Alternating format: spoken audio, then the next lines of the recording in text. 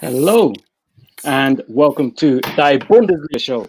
We're back after a week break due to the international fixtures, which was fun. I'm sure. Is it just us, or is it the same thing in Germany where they just hate international football, or is it just Oh, English? we terribly hate it, Okay, so especially it's because everybody. Joachim Löw just has, I don't know, the matches from the national team are awful. They're like players who shouldn't ever play there, So playing it's for the it's German national global team. then. It's everybody. Mate, what are you on about? Neuhaus is a great player. He's definitely a German international. Neuhaus is quite okay, but Hoffmann, come on. He's like 28, 27. He has no future. It was like, okay, you have now a match for Germany. You have a cap, so be happy. Take the jersey, hang it into your closet or something like that. I don't know. But I think Germany always have one or two players, and you're like, really? How? You know. But at least I was just going to say, at least you haven't got Gareth Southgate as your manager, but Joachim Low has basically been Southgate for the last couple of years, hasn't he? So, yeah. But at least he won something as a manager for Germany. But I think That's true. But what I over love 10 was years is too long, isn't it? Southgate won something for England. He won the hearts of the nation, didn't he? So, That was a long, long time ago. That was a long time ago. that's a trophy. That's almost as much of a trophy as Arsenal coming fourth. Well, that is now a trophy now, apparently. Very true. Top four is now a trophy. Anyway, we won't get sidetracked. We're talking about the Bundesliga. So we're back after a week's break, as I said. We've got Florian back after he was on a lovely vacation, which he was just telling us all about, which sounded very debaucherous, but we won't get into that. So, Flo, it's nice to have you back this week. I hope you enjoyed your break. So, it's anything great to be new? back with you guys. I miss you Anything terribly. new to report amongst the gang? Anyone got anything new they would like to share with us? Not really. There's a new baby. Yeah, you look Um, chuffed. yeah. I think I'm the only one. Am I? Is there anyone else got a baby? Yeah. I think I've got a baby. Oh, Yeah, you got a baby. Look I've at also got that. a baby. Look A at day that. apart. So I think, Yeah. yeah. So We'll never forget each other's kid's birthday there you ever. go. So, well, mine was the 13th. So Yeah, I've yeah, got yeah. that. Yours Well, came first. I'll give you my that. kid first. Yeah, But yeah. but After yeah, 30 hours. very Yeah, I can little just say sleep. congratulations to you both, guys. Oh, thank I'm you gonna be very much. waiting a little with the baby and the sleepful nights and so on. Yeah, it's not been too bad for me, to be honest. Our baby's pretty sleepy. Now our baby sleeps and eats and drops number twos Hmm. constantly, but there's no pattern of that happening. Yeah. So she doesn't sleep away from the night. She doesn't say she's not awake all day. She's literally will have 2 hours on, 2 hours off. So yeah, we now sleep sitting up just Yeah. to make sure that we can get up and do stuff. I was going to wear my shades tonight actually, but I didn't Yeah. want people to think I was have hope. Oh, you So. do not want to be mixed up with him. You don't want that. All right, guys, shall we get into it? Let's get into the action from game day 4 in the Bundesliga. And we're going to start with the massive clash at the bottom of the table between a team that can't buy a win, mainly because they haven't got any money, and secondly, because they're rubbish. Schalke at home to Union Berlin. Now, Schalke haven't won a game, I think, in 20 odd games, but they've come into form, i.e., they got a point in this game. So for them, that's like a miracle. And they scored a goal, which is also a miracle. Now, I watched the first half of this game, and it wasn't too bad considering it's two sides that you wouldn't necessarily think would be very entertaining sides to watch. Not too bad. I think Schalke had a couple of chances, which shows that they're kind of coming back to life under this new manager. But Union had the better chances, I believe. I think Union probably should have won the game, but for some very good goalkeeping from Schalke's goalkeeper, whose name I can't pronounce. I'm hoping that you guys will help me there. It looks like Ronau, but I'm sure it's pronounced differently. So, what were your thoughts on this game? I'll come to you first, Gav. What were your thoughts on this clash?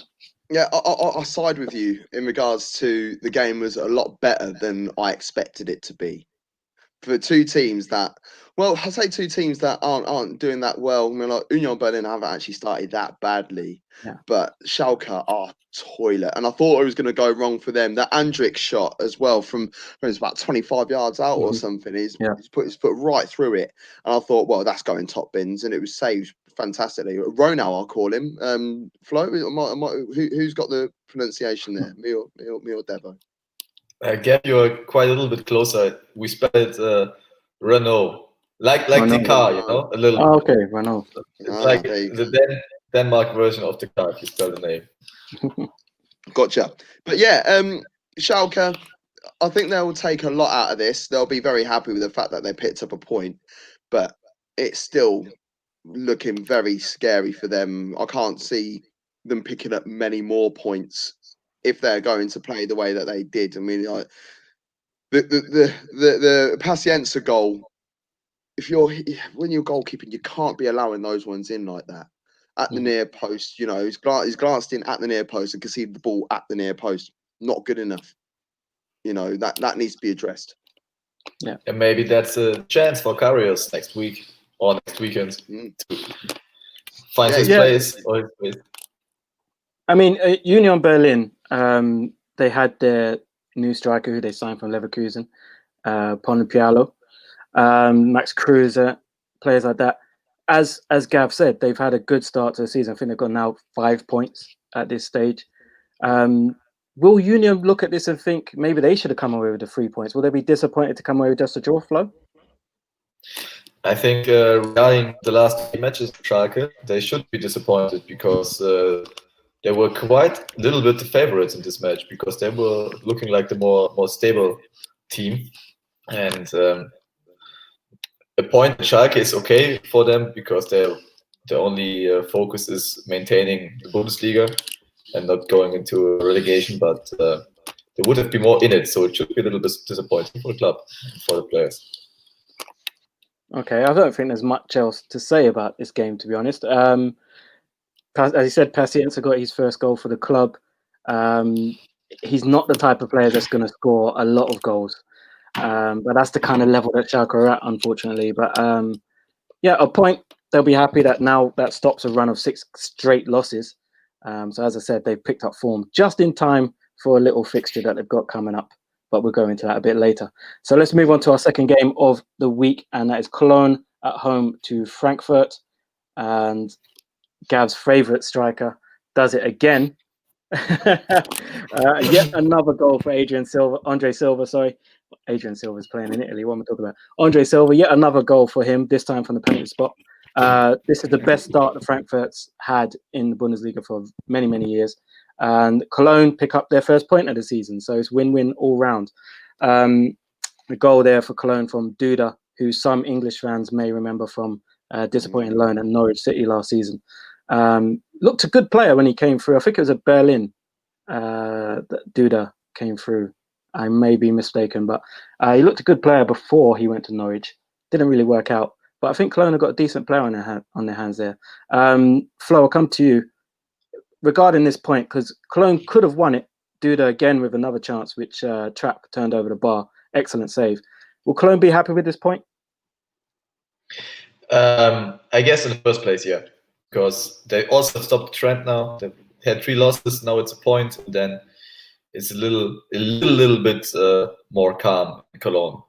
But you have to know Cologne is never calm. There's always like the tabloid press and the whole media is just screaming about Cologne.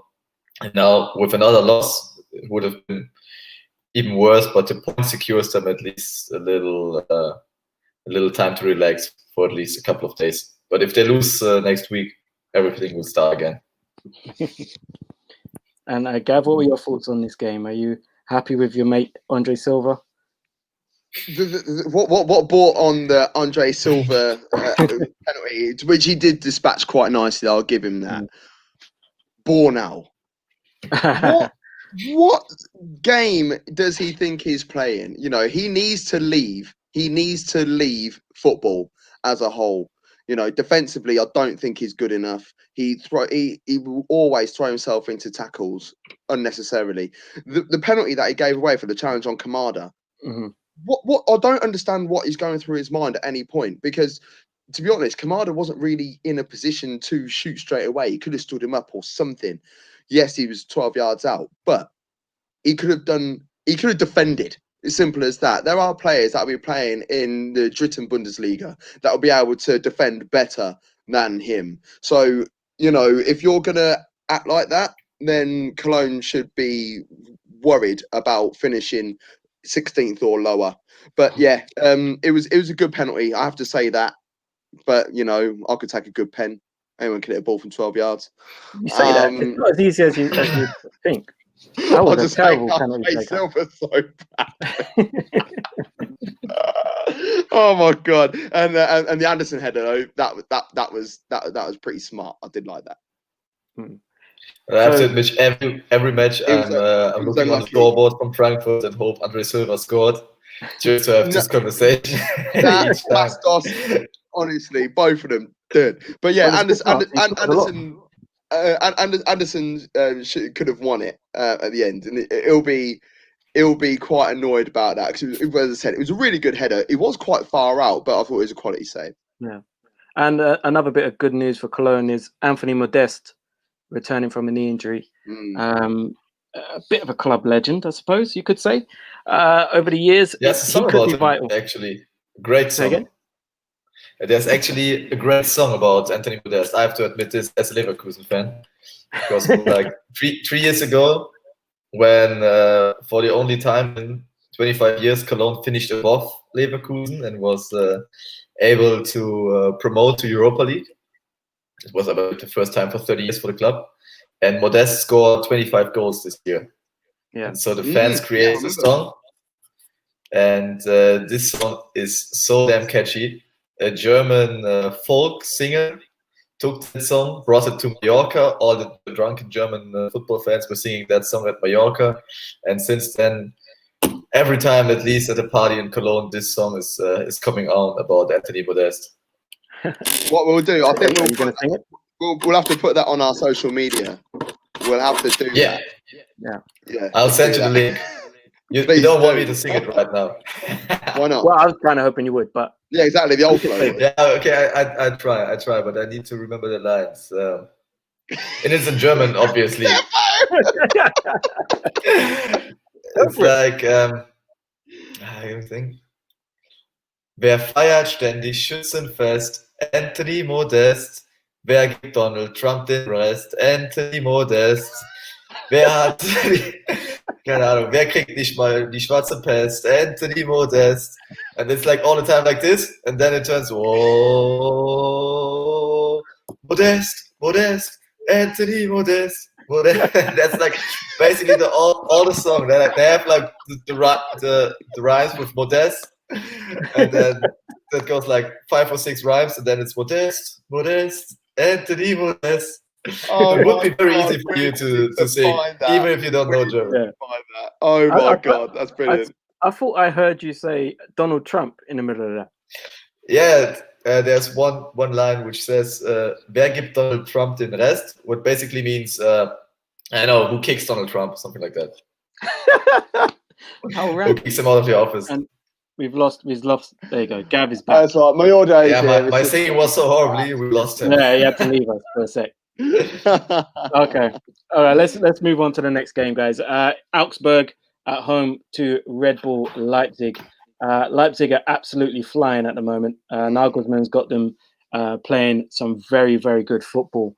Augsburg came into this in good form themselves, but were no match for Leipzig, to be honest. Leipzig were comfortable in this game. Angelino with his second goal in 2 games, and then obviously he followed that up with 2 more goals in the Champions League. Just unbelievable. How do you get a left wing back with 4 goals in 3 games? Unbelievable. And then Paulsen. They found the new Timo Werner. From left back. Nah, mate, we've got Antonino, pal. Yeah. And then Yusuf Poulsen comes out and scores the best goal he's ever going to score in his life. He could try that 100 more times. He'll never ever score that goal again. I'm not going to lie. That Poulsen goal had levels of Van Basten about it. Yeah. 25 seconds after coming off the bench as well. Now that's an impact sub. Can Leipzig keep this up, Gav? Can Leipzig keep this kind of form? They've still got players to introduce to the team. They brought 3 subs on, so Sorloth, Hwang, and Kluivert all came off the bench. But once they start integrating these players into the squad, do you think they have enough depth to really put together a title challenge? Definitely. The issue is that where teams like Dortmund, Leverkusen to a degree, Leipzig, where they mess up so much is that they will lose. They will normally go out and lose games like this against Augsburg, whereas Bayern will be like, no, we'll beat these. What we got to play? Because Leipzig can beat Bayern. Dortmund can beat Bayern. Leverkusen could beat Bayern. Mönchengladbach could beat Bayern. All these teams could beat Bayern Munich, but they end up losing it in themselves. Look, we'll talk about Hoffenheim in a bit, but look at Hoffenheim's result against Bayern only a couple of weeks ago, and then like on match day 2, then on match day 3, they capitulated. So Leipzig, their away form was what kept them in the position that they did last season. They couldn't do things at home. That was the issue. So big away win against a very rugged, astute Augsburg side. They just need to ensure that their home form matches what they're doing away from home. If they could do the stuff that they were doing away from home last season, they'll be fine. Yeah, Flo, what are your thoughts on Leipzig pushing for the title, really? Yeah, I'm absolutely with Gav, with what he said. And I think the squad has the depth to be a title contender, but it's like we had the same discussion last year. Last year around Christmas, Leipzig was in a pole position in the league. They played a very good first half of the season. Everyone was like, okay, I'm sure they're going to make it at least a little bit interesting until the end. And what happened? In their home form, they had too many draws, lost it in the second half of the league. So and Germany has is a saying, I don't know how to translate it really, but it's like, I would like to wait until the end. You know, we say in German, we say like, don't praise the day before the evening, something like this. And that's it with Leipzig at the moment. I'm trying to think of a straight. Don't count your chickens. Count your chickens, yeah, something like that. But like, the last 9 games, last 9 home games for Leipzig, they only won 1 of those. And that's what I mean. So they need to sort out their home form. And I don't know whether, because this isn't just anything to do with lockdown and lack of fans, because this was happening before lockdown happened. You know, when they came back, yeah, it leveled out the playing field for a lot of teams. Do you know what I mean? But yeah, they need to sort their home form out. They will go out there and punish a lot of teams. They're so fluid. They play 3 at the back. You know, they haven't got a striker. You know, they put Paulson there, and Olmo will be in the front 3 one day, and then as you've seen already, Angelino, he scored a header at the far post. Yeah. You know, and then but he's not just doing things like that. He was also doing things like he did at the Champions League, where he's turning man inside out and just slotting it in the bottom corner. And I'm just thinking, hold on a minute, you know, so there's goals that are going to be knocking around. And they could have had another one as well at the weekend against Augsburg, because Mukiele's goal shot was cleared off the line. The ball was over the line, but not the whole of the ball. So, yeah, Mads goal line Pedersen technology. Great clearance. But yeah, I just want to touch on that Champions League performance. Before you do, actually, Devo, what do you think? Do you think that they can win the league this year? No. Okay. The reason being, as you've said, that they tend to go through a little period where the performances just aren't there. Maybe a bit more experience will bring that around, and that they'll be able to put that right this year. But the form that Bayern are in, and the fact that to win this league, you have to be better than Bayern week in, week out. It's tough.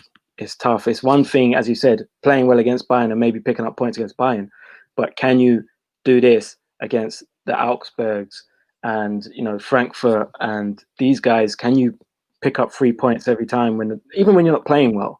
Can you still get those points?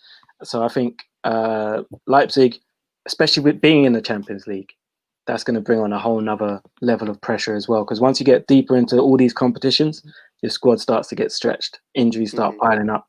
I don't think they have enough to stay the course. One quick word on Augsburg as well before we move on and just speak about Leipzig in the Champions League. It's good to see Heiko Herrlich back after being hospitalized a couple of weeks ago. Good to see him back in the dugout. Not the best result for him, but I'm sure Augsburg will get a fair few good results throughout the season. They look like a good side this season, so I wouldn't be too worried for them. On to Leipzig quickly in the Champions League, and that goal by Angelino. I saw Nagelsmann say it was almost world class. I think he's doing it a disservice. For me, that's a world class goal. If Messi scored that, if Messi scored that, we'd all be talking about it for weeks. Oh yeah, I want to hear the end of it. But that's a typical Nagelsmann. You know, he wants to to push his players above their limits. So he wouldn't say it's a world-class goal that Angelino was maybe satisfied or something like that. He will always say, okay, it was great, but there's a little tiny spot where you can get better. Where, like, I don't know, the first touch was a centimeter too far away from your left foot or something like that. Because he's such a perfectionist, you know? Yeah. Flo, do you reckon he's like the next world-class manager? Can he go to Barcelona, Real Madrid, City, Juve, win a Champions League? Can he do that? Absolutely. From my point of view, he's already a world-class manager, but underestimated because of his age. And I strongly believe that when Flick ends his time in Munich, maybe in a couple of years, Nagelsmann will be the one to replace him. I really sooner or later he will. He bought a house. He bought a house in Bavaria, didn't he? And everyone thought that's where he was moving to. He's from there. He played in the youth for 1800 for other Munich club for 60 Munich. That's in Sextig. Yeah, I really hope he doesn't. It's just, I just think it would be nice to see him go elsewhere and really just tear up another league rather than just go to Bayern where it's already success is there. Yeah, but it's like I believe you don't really have the problem in England because you have so many top clubs. You have like Liverpool, Man United, City, Chelsea, Arsenal, Tottenham. Yeah. Or maybe not Tottenham for the maybe not Tottenham. Yeah. But well, if you in put Germany, success, it's not Tottenham. You have just Bayern, and no one likes Bayern. But when it comes to the point that Bayern wants you, 95% of the players or coaches are going to Bayern Munich because that's the most likely chance to become German champion and to fight for a Champions League trophy and not to leave Germany. You have a good life down there in Munich. It's a beautiful city. It's a nice city, man. Around it. Lots of wages for the players. So nearly every player, coach. Yeah. I went to a nightclub there called YOLO. And we're like, how sick is that? I went to a nightclub there where the vodka was actually cheaper or had a better price than the beer. I was buying a beer for €4, and usually in Munich you get like half the liter, the pint with the Helles beer for I don't know €2.50, €3, and there I got like a little bottle of San Miguel. I thought, what the fuck, what's this? And they offered me a bottle of vodka, I believe Russian Standard or something like this, for €50. And it was after Leverkusen won in Munich last autumn or last winter. So me and my boss, we've been to the club and we said, okay, fuck it, we get our winning fee, so let's just spend it tonight. We win in Munich. And that's what you get for working at a football club. Yeah. You took the name literally. It's like YOLO. Yeah, why not? Yeah, man. Love it. All right, let's move on to our next game, fellas. It's Gladbach versus Wolfsburg. Caught a little bit of this game. Not much happened while I was watching it, to be honest. So I turned it over. And it all seemed to kick off towards the end of the game. 1-1 draw. Hoffman penalty. Terrible penalty that was given away by Lacroix. Needlessly, really. It was all under control. All he had to do is put a little bit of base on the pass to the keeper and it's sorted out. Underhit the pass. Thuram made sure he got that penalty by running straight into the goalkeeper. Didn't really have any choice. Yeah, I mean, there wasn't anything else that the goalkeeper could have done, to be honest.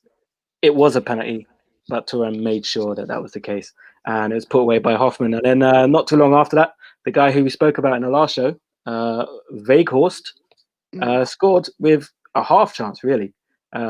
Ball came through to him in the box, swiveled, banged it bottom corner. Great finish, and the points are shared. Who would be the happier with this point, Flo? Wolfsburg or Mönchengladbach? That's a tough question because I think both are quite unhappy with this point, because Wolfsburg had like 4 games, 4 draws. Gladbach had higher expectations before the season, like 5 points in 4 games is not enough, exactly like it is in Leverkusen. So both needed a win. Now it's a draw. No one left happy. Maybe except one of the security guys, because there's a fun fact I wanted to tell you. Marcus Thuram forget his ID card, and the security guy didn't want him to enter the stadium, so he Googled his name and showed it to him on a smartphone. And this is why we have a German guy on the show, you know, like, because we wouldn't know about this sort of stuff. No one would ever know. So that's a literal. God. Do you not know who I am? Knowledge. That's brilliant. That's brilliant. So as you said, Wolfsburg, without a win this season, they've drawn every single game. I think they've only scored 2 goals in that time. Worrying. If I was a Wolfsburg fan, I'd think, what's going on? Gav, do you think this is just a slight blip? Do you think that they will come into form sooner or later, or do you think that they're just not really a cohesive unit at the moment? I think Wolfsburg are a decent side, to be honest. I do like Weghorst, I really do. And when he was linked with Spurs, I was a bit wound up because I think he is a starting striker. Shouldn't be someone who's bench warming or, you know, as a backup striker to someone else. But I don't think they have enough belief in the side. I think that point is actually more beneficial to Wolfsburg. Fans, no fans, partial fans, whatever, it's a tough task to go to Mönchengladbach and get something out of the game. So for them to get a point, I know how the game sort of like panned out and stuff, but I think they will be the happier. And to be fair, you know, 12 minutes to go from time and you're 1-0 down, has to be done. But I'm glad you mentioned the Kroar as well for Wolfsburg as well, because he completely sold his keeper down river. Yeah, it was you can't do that. And the fact is that once he underhit that pass, he sort of like stood around and almost like looked at his keeper like, you're not gonna come for that, mate. Yeah. It's like, whoa, mate. So yeah, smart moves. Max Arnold almost bagged as well. Max Arnold had a really good strike and it was a really good save. I like it. But yeah, I think Max Arnold. Yeah, I like it. Yeah, it's been around for a long time. I'm surprised he's still there. But yeah, I think Wolfsburg, you know, they can look at it positively in a way to say, look, we're 4 games in and we're unbeaten. You know, one of only 3 unbeaten teams left in the Bundesliga. But they do need to find that little bit extra to, you know, get in front early and grind a game out. I think that's where they're letting themselves down. They haven't got that grit. They need to start scoring goals. You can't win games without scoring goals. They've only got 2 goals this season. Yeah, that's what describes Wolfsburg, because they're very tough team to beat, as you see regarding the 4 draws, but they don't score any goals. So if you only have Weghorst in the offensive, and he's not a 25 goal a year player, he's like a 15 to 20 goal a year player. You can't just rely on him. I believe last year they had 40 goals or 44 goals throughout the whole season. What's simply not enough. And they missed signing another high-quality offensive player for their squad. So they have quite decent defense, but they lack in their offense, and maybe they are able to buy some new players during the winter break. Okay, so Mönchengladbach. This time last season they were flying. They were absolutely flying at the beginning of last season. So what's going on there? They seem to be struggling this season. They haven't really hit any form whatsoever. What's going on? Well, the first couple of games they didn't have Player and Thuram, so that is always going to make a difference. You know, two of the best strikers in, probably the best partnership in the Bundesliga, because not many teams do play with 2 up top. See what I did there. but no, it's but no, it is true. You know, they haven't really got. There's not many teams that do that, and the fact that they go out there 4-4-2 nice, compact, energy in the park as well. So I think they're a very good side. Once again, it's another team that just needs a little bit of belief. They started flying last season. They hit a bit of bad form and they panicked. And I worry about lack of leadership, because in terms of personnel, they've got very good players, but it's their leadership which I think lacks slightly. Okay. But I believe they have some quite good leaders on the pitch, like Kramer, Stindl. They're widely accepted throughout the team. Sommer from behind in a goal is a good leader, or very good keeper, one of the best in Germany from my point of view. Yeah. I believe they were There's just not much cohesion though. I don't think there's enough gelling going on when they are okay. losing. If they're losing a game, they they're too don't really nice. know. Yeah, maybe that. Yeah, they probably need like Granit Xhaka back. You just want to give him away, yeah? No, I actually want to keep him, but I don't think, considering the options we have, it would be silly to. But let's not get into Arsenal, because we'll be here all day talking about Ozil and whatever else. So let's move on to Hoffenheim versus Dortmund. Now, Hoffenheim tend to be Dortmund's bogey team. I don't think Dortmund had beaten them there since 2013 until now. Unfortunately, Hoffenheim, in the lead up to this, everyone was talking about Kramaric and him being in so much form, but unfortunately, due to COVID, he couldn't play in this game. I think they were missing 3 players in total due to COVID restrictions. Hoffenheim still had their chances to win it. They had some very good chances. The first one dropping to, I think it's Gavinovic. I think that's his name, or I might have got that wrong. That's who missed the sitter, isn't it? Yeah, he missed the first. It was, to be fair, he was stretching, and it just got his toe to it, just put it wide. Should have done better, but he was stretching. He was stretching. And on that point, Marvin Hitz, the Dortmund goalkeeper, I've noticed that's a bit of a trait of his. He anticipates things too much, which will come to the Champions League later, but he did it in that game as well. He did it with this first chance for Hoffenheim, where he assumed he wasn't going to get a touch and made the move to try and cut out the cross. But once he did get the touch, he was in no man's land. And I always thought Berkey wasn't a very good goalkeeper. So Hitz being even worse just doesn't bode well for them. Borussia Dortmund, they huffed and puffed. They didn't really look too good until the substitutions were made, where they took off Sancho and Brandt and brought on Haaland and Royce. And then a few minutes later, they combined to make it 1-0. Again, unselfish play from Haaland to set up the captain, Marco Reus, and the 3 points in the bag. What did you think of the performance, first of all, from Dortmund, Flo? I think it was quite an equal game. So it wasn't a bad performance from both of the teams. And it's great for Dortmund that they have such a depth in their team. Because what made the difference was the bench. And I believe the bench from Dortmund made a very good performance with Haaland and Royce. And Royce scoring his first goal since a year or something like that, or 9 months. So it was a very important goal for him. And this can be a factor throughout the next couple of weeks, that they can change their players without losing much quality. Yeah. On Marco Reus, Gav, do you think there's a player in world football with, how do I put this, a better mentality than? Oh, he's gone. He didn't like that question. No, I'm still here. Do you think there's a player in world football with a better mentality than Marco Reus?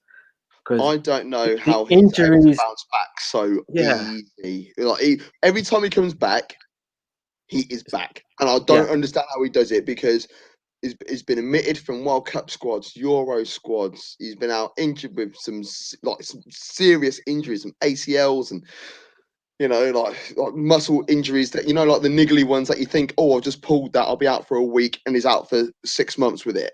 But he finds a way of coming back and performing. No is the answer of that question. I don't think there is anyone with that heart and desire. I remember when he missed out on the Euro squad and the World Cup squad, and I was like, what Germany playing at? Because he is a talent, man. He really is, and I was really happy for him to get that goal. And not just that, we spoke on episode 3 about Haaland and the maturity on such young shoulders is on a hat trick, and instead of putting it in the back of the net, he squares it to help his mate out. This was the angle where you expect Haaland just to put his foot through it, and just literally all you're waiting is for the box net to be up in the air and land back on the ground, and he squares it. And I just think, you know, you already know the level of respect that is required by everyone here at Dortmund for Royce, and you know he was in the right place for it. You know, both of them could have started at home, but no, really impressed, really impressed. Yeah, and just a word on Jadon Sancho, Flo. I'm going to come to you because ever since the whole transfer saga with Man United, he hasn't really hit the form that he was hitting beforehand. Is there much whispers or talk of Sancho being unhappy and therefore not performing at Dortmund? At the moment, not really. It's quite calm in Germany or in the German media about Sancho. Maybe because Dortmund is quite in form with 3 wins out of 4 games. But I'm also pretty sure that Sancho will perform again. Yeah. So well, they've got maybe in many a couple of weeks he will have had 3 goals, 2 assists, and we say, okay, that's the old one. But I would love to to see another scandal with him in the English national team. That's when we were talking at the beginning. What I like to say, it's always funny watching the English national team because you have like always trouble with your squad. Yeah, always some players inviting girls to the team hotel. Someone's having a fight in Greece. I love that. Yeah, having parties. Sancho came all the way over from Germany for a house party and then didn't think there was going to be more than 6 people there. Come on. Yeah, exactly. Come on. You're better than that, son. Come on. Don't be silly. A word on Hoffenheim. I don't think on the grand scheme of things, how the game played out, that they necessarily deserve to lose, but they missed Kramaric massively. They missed that cutting edge up front. If he is in some sort of COVID protocol where he has to miss another game, would you be worried for Hoffenheim, considering the start they made and how they were going so well? I know they lost the last game as well. This is now 2 on the bounce. Would you be worried if Kramaric isn't there? Do Hoffenheim look like the same side? For the single game, maybe yes, but not for the whole season. So as long as he isn't badly injured and he'll be back soon, he will make the difference again in other games. I just wanted to look at a couple of fixtures that Hoffenheim have got. I mean, like the next 3, 4, you know, I'd expect to get at least 10 points out of these. You know, got Bremen at the weekend. They've got Union Berlin at home on the Monday after, and they moved the game because of their exploits in Europe. They then got Wolfsburg away. Will Wolfsburg find their form by then? And then they've got Stuttgart, Stuttgart at home. So that's going to be a draw. It's going to be a 0-0 or 1-1 draw. You heard it here first on the Bundesliga show. And then they've got Mainz away. So they've got a very favourable run of fixtures. So I think Hoffenheim will be fine. Yeah. Okay, and we're going to move on to the next game now, and that game is Freiburg at home to Bremen. A 1-1 draw there for Freiburg and Bremen. A goal from Lionheart, who was in my dream team, but was on my bench. So that's fun. And another goal for Fulkrug from the penalty spot. So that's now 4 goals for him this season. Not much to talk about in this one, to be honest. There wasn't much going on. You know, a bit of a sloppy goal for Bremen to concede. The first one from a set piece, Leinhardt steering the ball past the goalkeeper, the ex-Real Madrid player, Austrian international. Freiburg generally have good home form, as I keep saying. They would feel that they probably should have won this one. I'm trying to remember the penalty incident. Can anyone remember how they gave away the penalty? Bittencourt. Oh yes. Again, trying to play out from the back. My my boy Bittencourt got felled by Höfler. And yeah, Fulcroy weren't the greatest pen, but he started at home. But Lineheart, I'll tell you what, right? I think that finish was actually quite good considering how quickly the ball came to him, because he weren't expecting to be doing that. That was Hula's shot, and it was awful. He's absolutely scuffed it, and it just landed at the feet of Lineheart, who reacted so quickly to slight height. I thought it was quite impressive for how it happened. But this game was really hard to watch. But maybe this goal was the only opportunity for Lienhardt to score a goal like this, because it was his first goal in like 65 Bundesliga appearances or something like that. Yeah. He had to wait a very long time. Really hard watch. I haven't got anything more to say on this game. Yeah, I think maybe we just skate past this one onto the next one, which Flo would have had a massive interest in, because Leverkusen got their first win of the season. Woo! Hey, desperately needed, but it was also a very hard game to watch, I can tell you.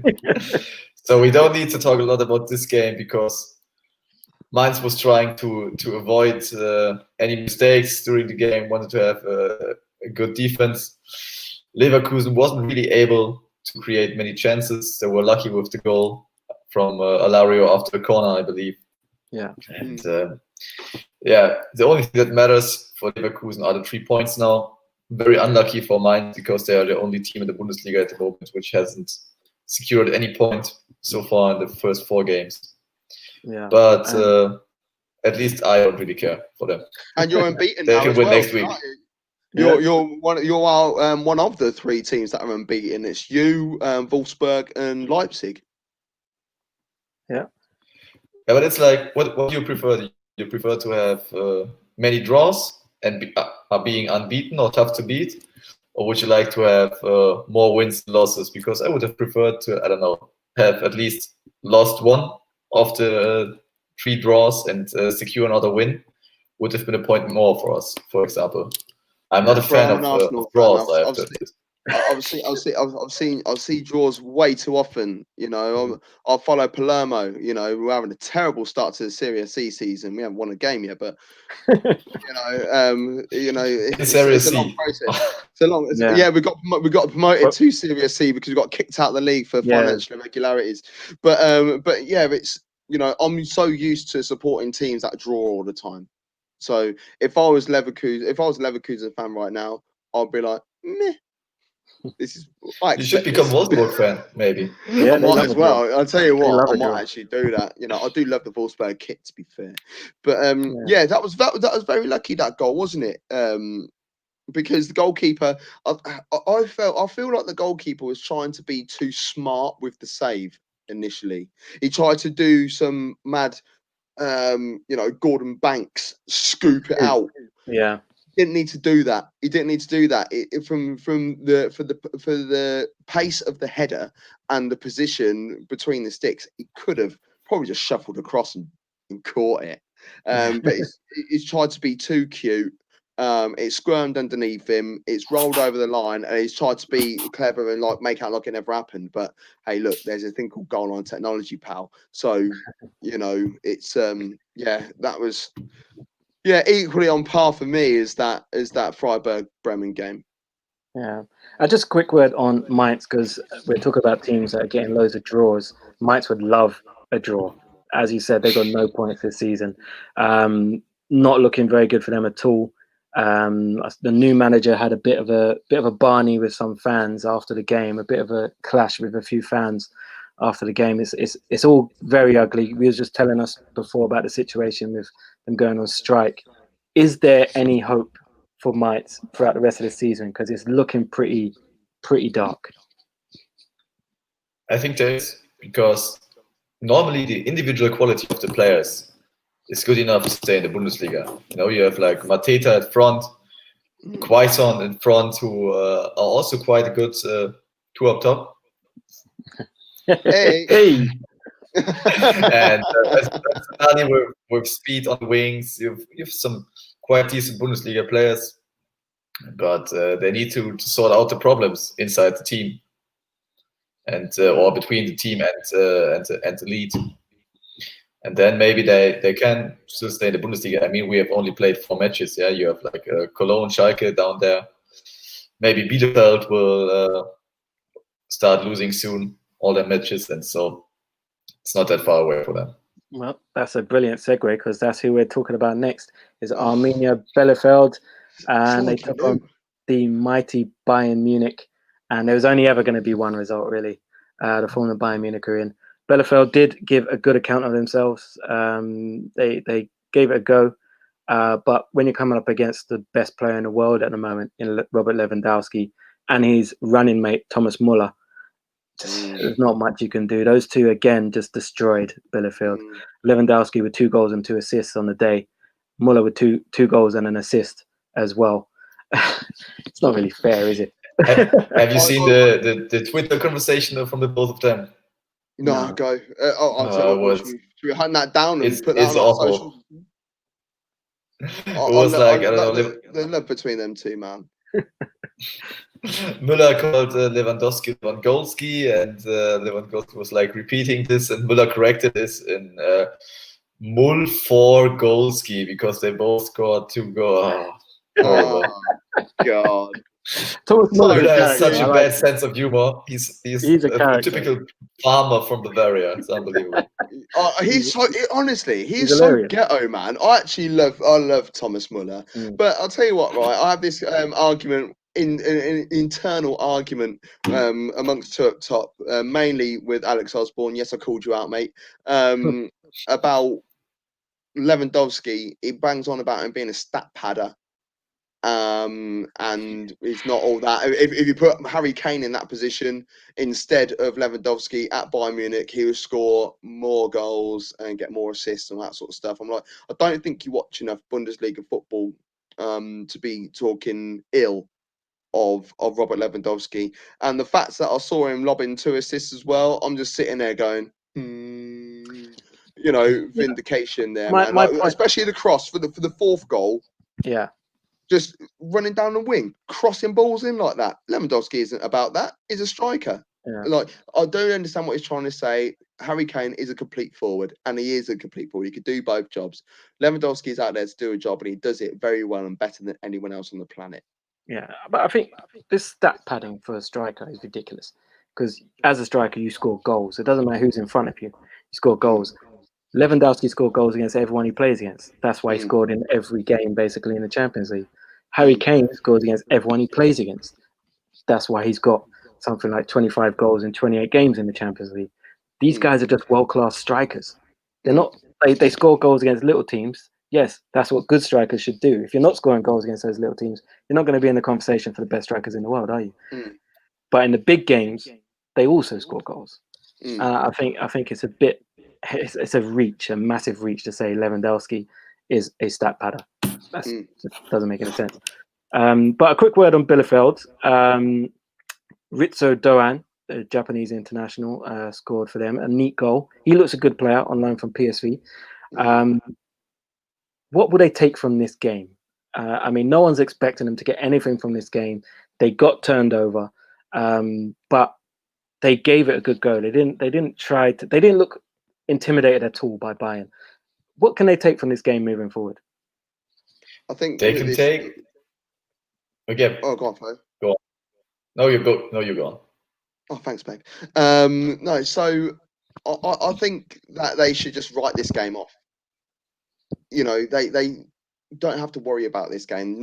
There's hardly anyone, if anyone, that plays in the style that Bayern Munich do. So they need to just worry about how they can beat the teams around them. If they will beat a majority of the teams that are going to be knocking around them towards the end, like how you'd expect the league to look at the end of the season. And by doing that, that will leave them in 11th, maybe even 10th. So, learn how to defend against these sort of teams, but don't make it your be all and end all, because you don't really come across a Bayern every week. Well, I think they can take at least a couple of minutes from the second half, because before and especially after their goal, they played very good against Bayern Munich. They forced them to the red card, for example. which should have been Martinez, who should have been sent off for that awful pass against Toulouse. Oh God, I love But, having Martinez as well. I can't believe he let me down like that. They had a shot at the crossbar, so they played quite well. They didn't want to lose like Schalke lost a couple of weeks ago. They wanted to keep their face, and they kept it. Yeah. Okay, let's move on to our last game of the day. Hertha Berlin at home to Stuttgart, and Stuttgart running out 2-0 winners. No goal for Kaladzic, who should have scored. He missed an absolute sitter. But goals from Kempf and Gonzalo Castro, who's been around for absolutely donkey's years. Gonzalo Castro, ex-Leverkusen, if I'm not It's Leverkusen, mistaken. yeah. I had him on my FM 2007 because that's when he's been around for a long time. That's when Adonkor was there and Simon Rolfs, absolute legend. Yeah. Fun fact about Castro: I'm friends with his dad, actually. No way. His parents. Get Castro on the show. Yeah. I believe it will be quite difficult when he's in Stuttgart, but I can ask for it. Yeah. His parents are living right next to the parents from my girlfriend, and I had a couple of good times at barbecues with his family. And Castro last year on New Year's Eve, he was celebrating at his parents' house. We were celebrating at my girlfriend's parents' house, and at 0:00, Gonzalo Castro is quite a shy guy. I haven't talked to him very much words, just like hello, how are you? Okay, that's it. But on New Year's Eve, I had a couple of beers and Jameson into, and I just hugged him like with a big hug, like Happy New Year. And he was like, okay, good to it. He was like, "Oh, you're the guy from the podcast, aren't you?" Yeah. Yeah, no, seriously, get him to come on. But yeah, a great goal from him as well. Devo. Yeah, but seriously, get him on. No, he scored a great goal. He did score a great goal. Won the ball back twice himself, and then decided, you know what, I'm just gonna have to go. A great finish. Stuttgart going very well since they've come up. Looked like a very dangerous side. Not many teams will want to play against them. And Hertha Berlin, I bigged them up in the first episode. I said, I thought they're going to have a really good season. Ever since then, they've not looked very good at all. So what do I know? So they're a loss again at home. Not very good for Berlin. But let's talk about Stuttgart. What can they keep this up? Can they, towards the end of the season, be looking at the Europa League places maybe? Flo, what do you think is the ceiling for Stuttgart this season? I think they can have a spot like between 8 and 10, something like that, because they have a talented squad, a gifted squad, no doubt about that. But they're still very young, maybe a little touch too young. They're not. During the year, they will have like a roller coaster. They will have some deeps, some ups, some downs, and I believe they won't have anything to do with the relegation. But they won't be a serious contender for Europa League because they're simply too young. Maybe next year or in 2 years, when they develop a little more, there will be. But this year would be too early, and it wouldn't be good for Stuttgart talking about Europa League because that's exactly what they did 3 years ago. They relegated, they promoted. They had a great second half of the league, finished 7th, signed some good players, said, okay, now we are targeting Europe. What happened? Relegation again. So I believe for them, it would be good, as we say it in German, to bake small rolls or small breads, That's a German saying. I love German analogy, man. Stuttgart, they are doing their inner Chef United at the moment. There's no superstars there, but they're just going out there quietly, like getting their business done, and they're going underneath the radar. I think you're right, though, boys. I don't think they should be talking about Europa League and stuff, but why can't they qualify for it? They could sneak in there. Yeah, that's what I'm saying. Freiburg missed out just, last year. Hoffenheim snuck in the last 2 weeks of the season. Like, why can't a team like Stuttgart do it? But Hertha Berlin need to sort their defense out as well. Too static on both on both situations, because Castro's goal was from long range, but there was no closing down. There was no closing down, and the Kempf header, they were all looking around each other before the ball even reached Kempf's head. So how can you actually do that? Work with each other. And I said it's since Boyata got club captain that things went wrong. Don't trust Boyata at all, mate. Okay, guys, so that's it for those games. We're going to have a quick look at the table. I'm going to get rid of all of our pretty faces there. Have a look at the table. Leipzig sit top of the table with 10 points, a point above Bayern and Dortmund. A great start to the season for them. If we move down the table, Frankfurt, as we said, one of the best starts they've had for a long, long time. They sit in fourth. Stuttgart, as we was just saying, in fifth, above Augsburg and Bremen. No one would have thought to see Bremen that high up the table. Well, especially I wouldn't have. I would have thought they would have very much struggled this season. Pretty much some of the teams that you find on that are what you would expect until we get down to the end and we look at the bottom three. It's pretty desperate for Cologne, Schalke, when you look at that goal difference especially, and Mainz, who are rock bottom without a win and a -10 goal difference. Now, going forward to the next week's fixtures, so we're looking at game week 5. We're looking at the first game on Friday. It's Stuttgart at home to Cologne, which you can catch on BT Sports. I fear for Cologne in that one. I think Stuttgart will really do a number on them. On to Saturday's fixtures, you got Bayern at home to Frankfurt.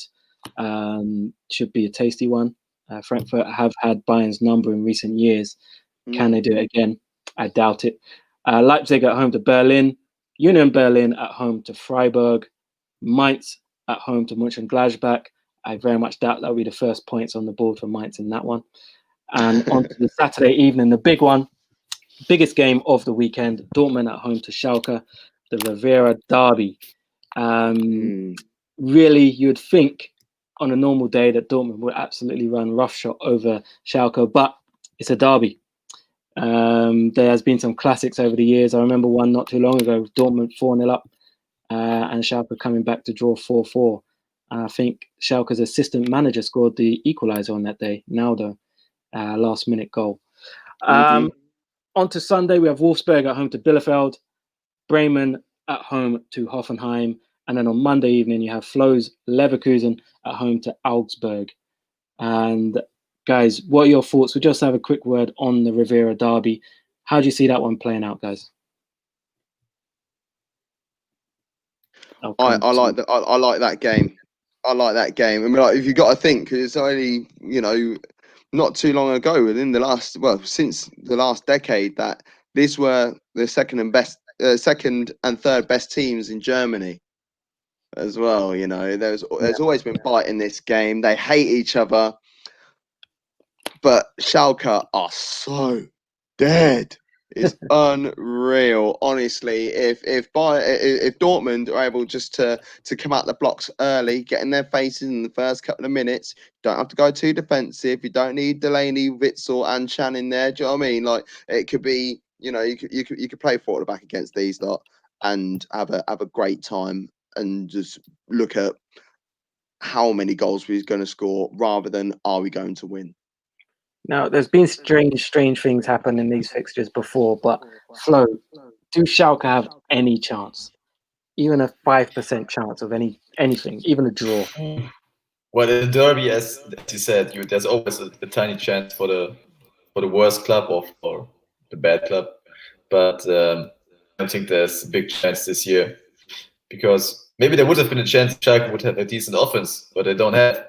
Dortmund's defense is quite wasted at the moment. If you look at the match against Lazio Roma yesterday, when they played with Delaney and Piszczek next to Hummels, so they have no defenders. But Schalke's offense is still not good enough to challenge midfield players in their defense. Like Pacienza, I don't know. It's not enough. So the question is not if Schalke loses, the question rather is how high they lose against Dortmund. And that's a good point when you mentioned Lazio and the result, Dortmund losing 3-1 in that game. That could be added fuel for them to want to really put a number of goals in against Schalke to kind of just please the fans, because that wasn't the kind of performance that Dortmund fans would have liked in the Champions League. So let's just get a quick score prediction from both of you guys. I just want to see what do you think the result will be? I'll come to you, Flo. Just give me a result for this game, Dortmund versus Schalke. I would say it's a 4-1 for Dortmund. You think Schalke will score? That's almost like a victory. Yeah. Yeah, maybe, but it's like 2 goals in 2 games. I believe they can make like the last goal in 88 minutes. I don't know. All the Dortmund defenders are tired, and after a corner ball, something like this, Schalke can make a goal, or maybe a penalty with help from the VAR. I don't know. And Gav. Yeah, I'm the same with Flo in terms of where Schalke will get their goal. I was in my head, I was thinking it's going to be like a late one when it's already 5 or 6. But I'm going to go with 5-1 to Dortmund. I think 5-0. I think it'd be 5-0. I can't see Schalke even. I hardly see them getting out of half, to be honest. What should be a 2-0 win to Schalke? Yeah, they turn their season around and then they get into the Champions League. And we are sitting here like, okay, we have to quit. We don't know nothing. Crazy things have happened. Well, to be fair, I'm not sure what the score is now, but Shakhtar were 3-0 up at home away to Real Madrid. So it finished 3-2. Intense. But Real Madrid scored the 3-3 and VAR denied it. Oh. There you go. Strange things do happen in football. Well, that's it, guys. That's all we got time for this week. So thank you for joining us, and thank you, Flo, for coming back and making this a trio once again. Because as much as I love Gav, we missed you. We'll just say that. We did. Absolute mad love out there. I love you guys. Yeah. All right. So I've got to get back to dad duties, as I'm sure Gav has. Same as. Yeah. So we'll be back next week with another round of the Bundesliga show. So it's Auf Wiedersehen from us. Tschüssi.